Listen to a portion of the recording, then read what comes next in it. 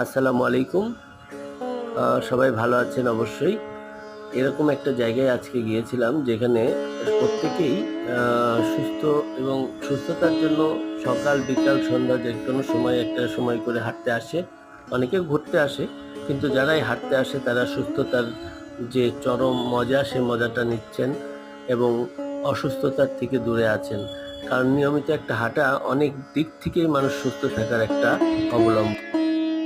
আমরা যে জিনিসটা থেকেও পাচ্ছি না সে জিনিসটা হলো কাছাকাছি অনেক জায়গায় আছে আমরাও হাঁটাচলা করতে পারি বা নিয়ম মাফিক একটু হাঁটতে পারি ডাক্তারি পরামর্শের মতো, কিন্তু আমরা হাঁটতে চাই না, যে জন্যে শরীরের রোগের বাসা বেঁধে ফেলেছে এবং তা ঠিক করতে অনেক ওষুধপত্র এবং বিভিন্ন ব্যবস্থায় আমরা সুস্থ থাকার চেষ্টা করছি।